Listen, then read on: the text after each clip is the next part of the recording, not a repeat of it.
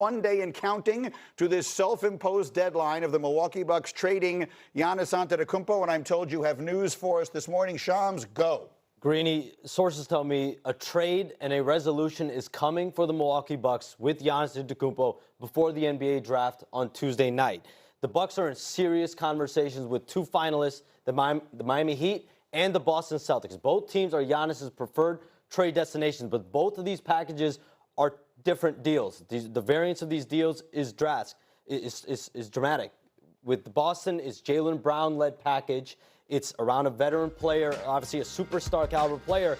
In Miami, it's a group of cost-controlled players, rookie-scale contracts, significant draft capital in that deal.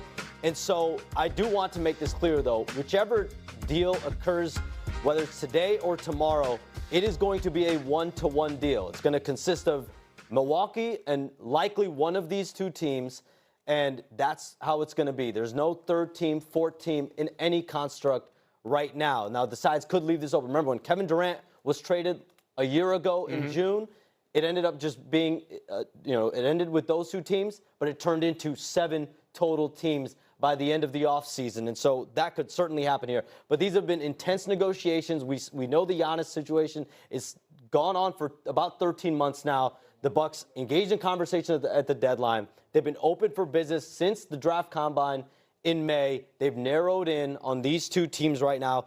Giannis, my understanding right now, he is ready to be traded, either Boston, either Miami, and we'll see what happens over the next 24 hours. Okay, who's got questions? Obviously, this is further information, again, with Shams in our studio. A couple of things. Number one, what Shams is basically saying is Giannis is open to extending his contract in both places. So there's no team that has an advantage over the other. Secondly, I think the most important thing that I can take away from this is Boston has decided that they are not good enough.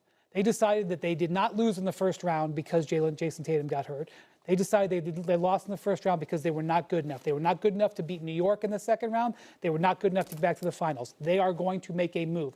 And if they don't get Giannis Antetokounmpo in the next 24 hours, I would look for Jaylen Brown possibly to go somewhere else. And I would also say that about Miami. There are other teams who are interested in what Miami has made available. And if Miami doesn't get it, I would look for them possibly to move on to another deal in the following days. Okay, interesting. Back to the extension, I wonder how long the extension that both teams are willing to, because he's up for a 4-year, $275 million extension, right? So will that be 3 years or 4 years? Can't sign until October. It's October, fair. So that's another question to ask off of it.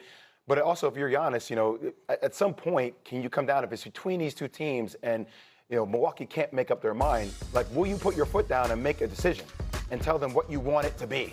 I mean, because essentially, at the end of the day, it's going to be up to GA on what he wants to do. I know Milwaukee's going to hold on to the cards, but he actually has the card. So I wonder what gives him the best and what does he want? So does he want a franchise like Miami, where if he plays with Bam, he has to then build it all on his back again, similar to Milwaukee? Or does he want something like Boston? I don't think it's going to be his choice, Jay. I think it's Shams was saying, it's two totally different directions for the Bucks organization. It's their choice. So what's in the best interest of the Bucks? Because the best interest of the Bucks, at a small market team, you build a championship roster and a competitive roster through the draft. You don't do it through free agency. They need assets, not just player assets. They need draft picks so they can build and retain players to build some type of culture and roster a little bit longer term. Seth, I think that's one of the reasons why we don't have a deal and why we've gone on for months, because different people have different opinions. I can't emphasize this enough. But whose decision is it, Milwaukee or Giannis? Well, it's obviously Milwaukee's decision, because if Giannis had a specific spot he would have done, Shams would have been talking about it before today. I love when we talk about Shams like he's not in the room, but go ahead.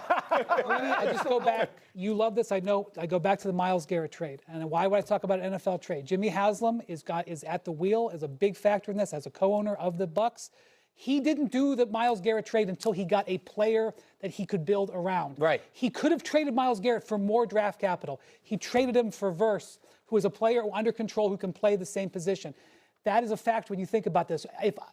I bet Haslam has probably watched Jaylen Brown, and I could see the organization thinking the way you think, which is give us draft capital and young players. The Bucks front office, the fact that, these are two very robust, very strong offers that the Bucks front office and their ownership are going to work through over the next 24 hours. To me, it's impressive that they have these two offers, that they've been able to leverage these two teams essentially against each other when Giannis is in the final year of his deal, essentially. He's got all the leverage.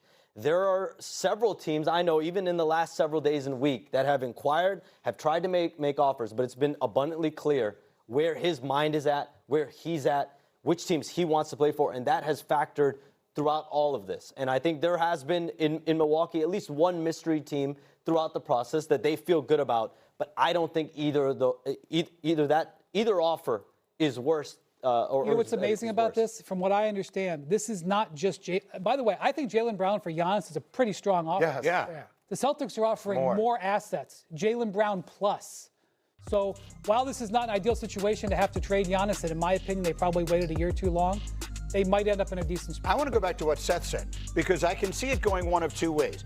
If you're in a small market, yes, you need draft assets because you're not going to get a free agent. But what you're trying to get is one great player. Yeah. And in this trade with Boston, you would be getting that. In my opinion, you're getting that. I think Jaylen Brown is a player good enough to build a team around. You're assuming Jaylen Brown's going to be A-OK in Milwaukee. I was going to say, would he want to go? Two things I would say. Does Jaylen Brown want to go to Milwaukee, which I think is really important? And then Bam, if he wants to win a championship. He is under contract for 3 more years. All right. So is Bam and Giannis, are they good enough where they can get some guys signed at a discount around them that can give them a chance to advance in the East? So I want to tell you that process is already underway. They have already identified players that they can chase if they get this deal done. Are those players good enough to make them as good as the Knicks? Now, that's a different conversation. Well, let me go back to something here, because that's an important thing. What you just said is a very important thing. And Shams, I'll start with you. The Celtics and the Bucks have had lengthy conversations that involve Jaylen Brown going to Milwaukee. We don't know, at least I don't know, and I'll ask you, how Jaylen Brown would feel about that. What happens if we live in a world where they make that trade and Jaylen Brown doesn't want to be in Milwaukee? All I'll say to you, Greeny, is if the Milwaukee Bucks go with the Boston Celtics offer, Jaylen Brown will be in Milwaukee.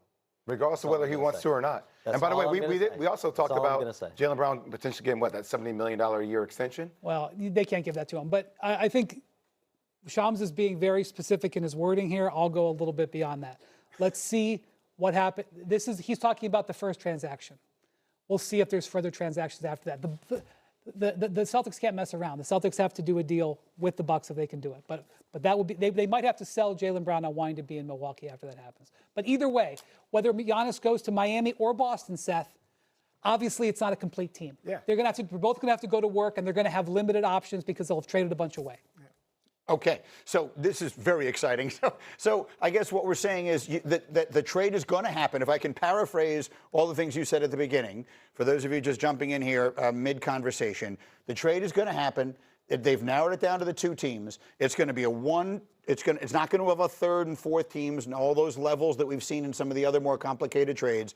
And by the time the first pick is announced tomorrow, whether it's Peterson or DeBonta, and you guys can keep arguing about that, Giannis is either going to be a Boston Celtic or a Miami Heat. Correct. And both deals are vastly different. With the Boston deal, you have a Jaylen Brown superstar-led package. There are additional pieces, but there aren't a piece of that.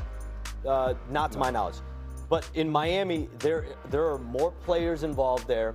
There's more cost-controlled rookie-scale contracts involved there. There's more draft capital involved there. And so it's two totally different packages, and that's why Milwaukee is going to have to take time here today to sift through. This is a massive decision for this franchise. It's included weeks and weeks of intense trade conversations. These negotiations have been a bloodbath, to put it lightly. And so now you're at the end, and I think they have the picture, they have everything on their whiteboard, and they're going to have to go and make a decision. The question is this. Yeah. So here's the question.